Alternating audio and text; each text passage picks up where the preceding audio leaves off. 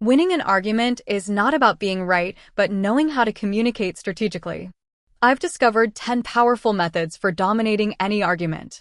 And not only that, I will make a tier list to help you understand which methods work best. Method 1. Judo Technique. There is one thing I can guarantee will happen during any discussion. Your opponent will attack you, your arguments, or both. Typically, the discussion follows a script. You both make your points and criticize the others. But this is where strategic thinking comes in, like a judoka. Some time ago, I read this book that explains this concept very well. The best thing to do is to use his own energy against him. Conceding an argument here and there, then say, there is one point that doesn't convince me and I want to contest it. Don't be afraid to admit where they're right because that gives you the confidence to point out where they're wrong. With this unexpected concession, you will dampen his energy. We often see concession as a sign of weakness. It is not, it is a sign of strength and confidence. It shows others that you are open-minded and that you are not an inflexible ideologue. Method 2. Socratic Technique. Socrates used this method to expose contradictions in people's thinking, making them question their own beliefs. Instead of jumping in with your own opinion right away, you can ask questions that nudge the other person to think more critically about their stance. If you are good in school, you will always get a good job, so you think people with high grades are automatically more competent? Don't you think other skills are also needed? By doing this, they'll start to see the cracks in their argument. Method 3. Hypnotic language. The words you use carry a lot of weight. Try swapping out "you" with "I feel," it makes you come across less defensive. Watch how it changes the vibe. Bro, you smell bad versus, what? I feel frustrated by your smell. You're right, bro, see the difference? Also, throwing in some implied statements or rhetorical questions can get the other person to agree with you without them even realizing it. Saying something like, of course, we all know this makes the most sense, it makes your point feel like a done deal, and the other person is less likely to challenge it. Oh, and don't forget to give that maniac look. Method 4. Contrast effect. Imagine you're in a debate with someone who totally disagrees with you. If you start with something exaggerated, your next proposal will seem immediately more reasonable. I'd put this method in the C category, though, because it's really only useful in situations where you're negotiating or trying to find a middle ground.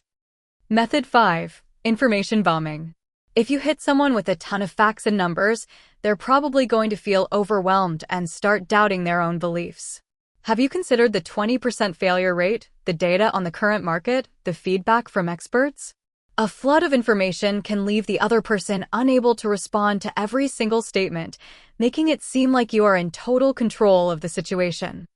Method 6. Gish gallop.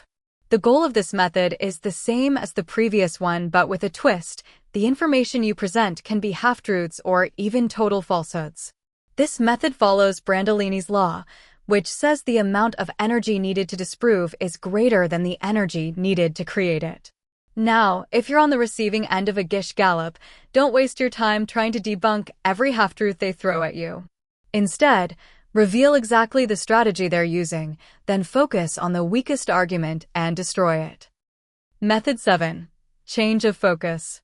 This method is also known as the red herring, and it was made famous by the English palmist William Cobbett back in 1807.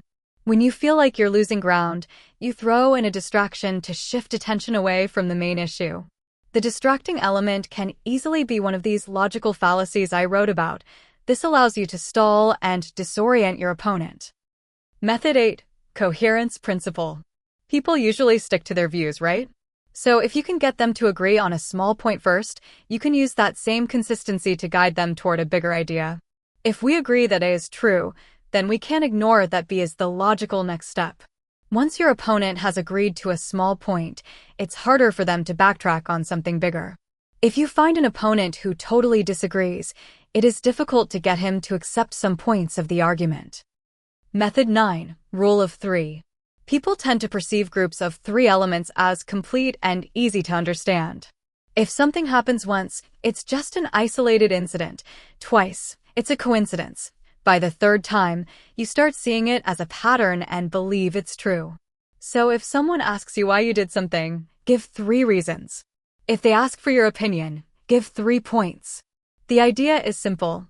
The The number 3 brings structure, clarity, and makes your argument more convincing.